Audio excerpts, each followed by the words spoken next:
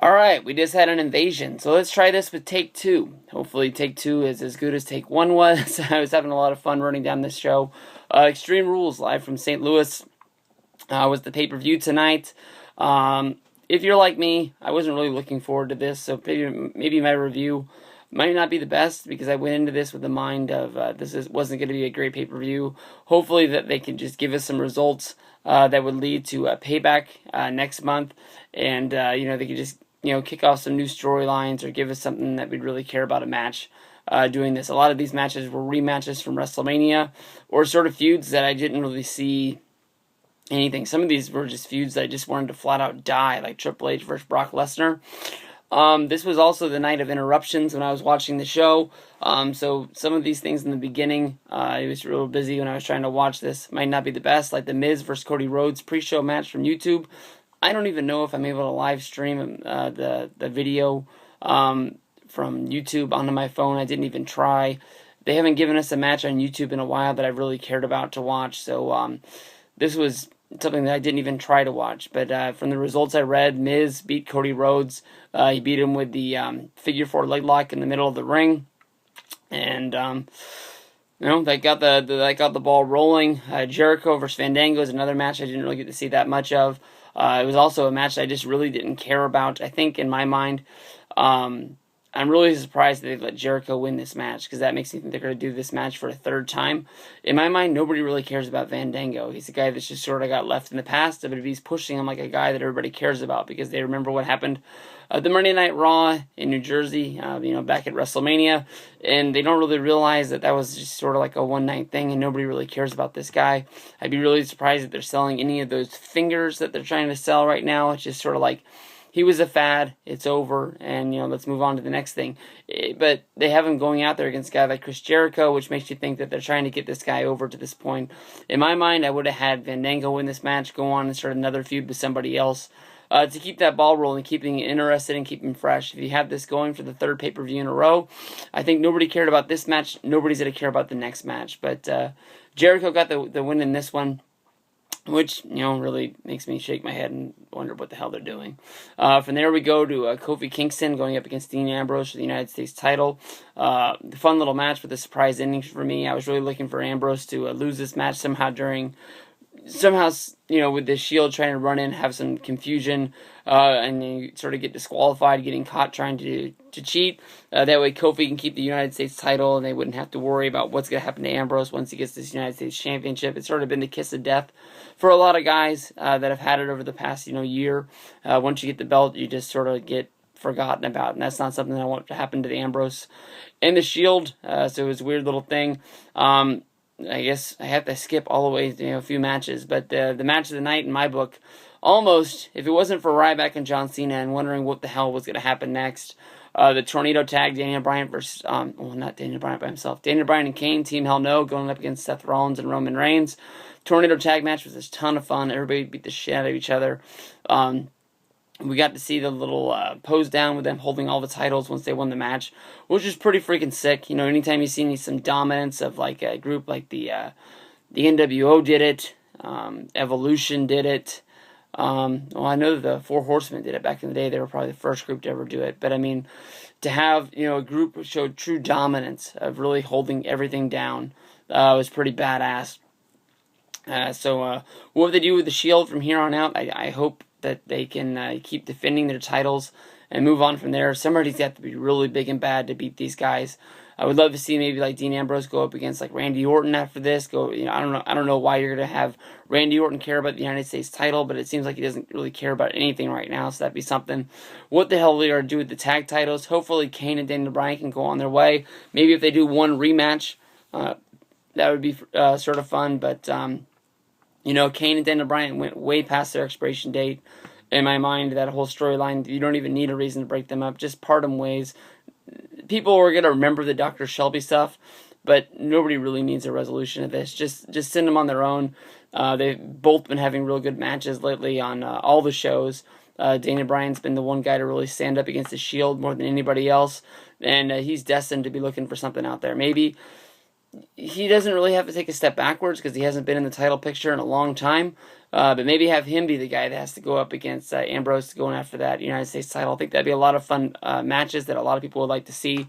And I think I'm going to tweet that out right now and say that's what I want to happen because I want to be hopefully the first guy to say that he's the first guy to stand up for him. With Kane, he's not my favorite guy, but he sort of surprised me over the last couple of months. Honestly, he's had some fun matches, but I don't know. We'll have to see. Sheamus versus Mark Henry. That was the most disappointing match for me. Strap matches have never been that fun for me. You get all the momentum of pushing the guy around the ring, hitting all the turnbuckles, and then once you get to that last one, and then the match just sort of starts all over. I've never really understood, what the point of the turnbuckles are. That's just me. A strap match is a strap match. We have to see one once a year. It wasn't as bad as the Crime Time one. JTG going up against Shad. Back in the day, that was the horrible finish that everybody saw a mile away. You're trying to push Shad as the big guy. Everybody's saying that he's the guy that WWE's looking at, and he loses his first match coming out of his tag team. I know you didn't want to kill JTG, but he hasn't really been breaking any numbers since he got out of that tag team himself. He even was a manager for a while when he wasn't even wrestling, and I don't even remember the last time we've seen him anywhere on TV. The last time I remember him doing anything is after he did his little crybaby party on Twitter about, nobody caring about him. They put him on Raw to say that he was on Raw, but he had to face Ryback, and he said something about not wanting to get pink eye. Anybody seen JTG? Wanted. Cash reward. Please let me know where JTG is. The screw job of the night, my man Jack Swagger not getting a win. Clearly everybody saw Ricardo throw in the white towel, they're saying that he quit for some reason. On video evidence they showed Zeb Coulter throwing it in there. It must be some sort of FBI government cover-up going on. I don't know who got to the video footage. No, not really, but yeah, I gotta cover up my boy Swagger. Honestly, Del Rio won this match, and he made Jack Swagger say, I quit. But I think the Swagger's gonna be able to whine and bitch, saying that he won one of the falls, even though he was screwed out of it. And I bet you money at Payback we're gonna see that triple threat that we were supposed to see. When WWE isn't able to deliver on something due to injury, they always find a way to give it to us. Even if they give it to us on Monday Night Raw or SmackDown, we'll see that match one way or another. You can think back to the Ryback vs. CM Punk match. That wasn't able to happen at TLC. They came out and they gave that to us on Monday Night Raw, the first one of the year, because they already had Royal Rumble booked and they didn't want people saying they got screwed out of seeing that tables match. And it was really fun to see that match on Monday Night Raw. It was a huge, huge hit. Everybody treated it like it was a pay-per-view, and it was a ton of fun. Randy Orton versus Big Show, I would give this the most... what did I give that match? The match I just didn't really care about. The one that didn't deliver. I didn't really care about this match at all. Orton is a guy that I don't know what the hell they're doing with him. Big Show's a guy that I just never really cared for. Orton hit the punt. I guess he's a big, huge babyface now, and that heel turn that we thought was coming at WrestleMania, that's never really going to happen. Maybe they're just going to keep Randy Orton in this limbo thing, knowing that they have him signed and he can't go anywhere or do anything, and they just hold it over his head saying, like, we own you, and maybe they're hoping he screws up so they can fire him or something like that. I really have no clue. There's a lot of Orton fans out there, and a lot of those Orton fans are noticing that WWE has no plans on what the hell they're doing with this guy. From there we went to John Cena versus Ryback in the Last Man Standing match. Lots of 9 counts in this, and this was, a match that you were really on the edge of your seat. You're counting out loud with the counts, trying to push them along, go faster, so whoever you were rooting for, Ryback or Cena, would get the win. But they had a huge, huge spot, where they fell through the wall. And from there, Ryback and Cena were both counted down. The match ended.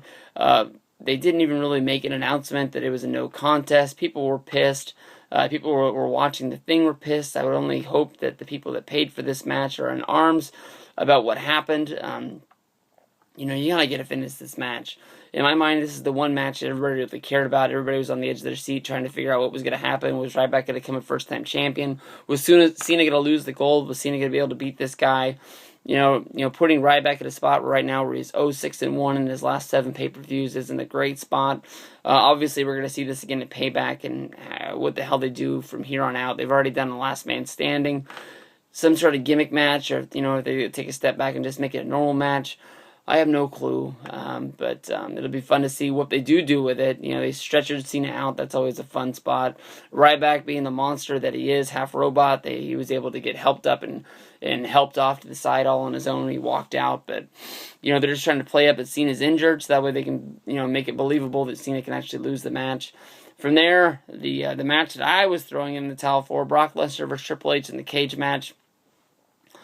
This is the match where my favorite guy is in there, Triple H, and I'm just begging for him to lose. And it kept on looking like he was actually going to win the match, which actually pissed me off.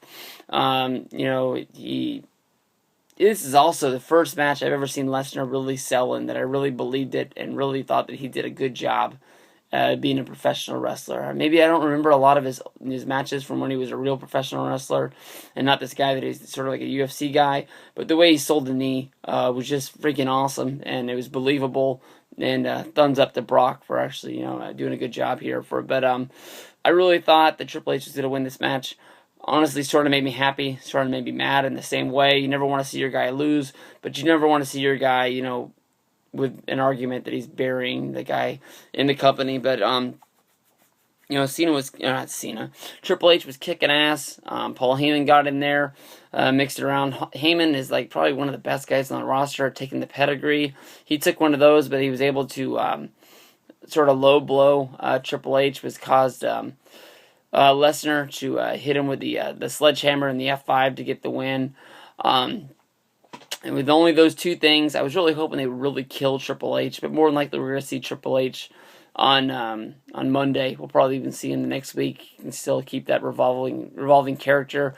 They'll probably want to save Vince for something else and keep him out as long as they can with that hip injury.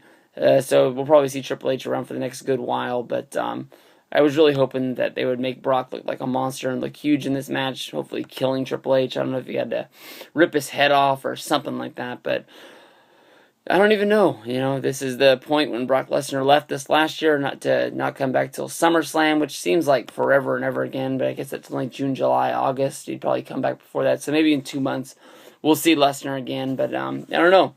We'll have to see what comes from here. Monday Night Raw, we'll get some more answers, and we'll go from there. Hey, everybody have fun. Enjoy your Sunday night and Monday morning, Monday afternoon.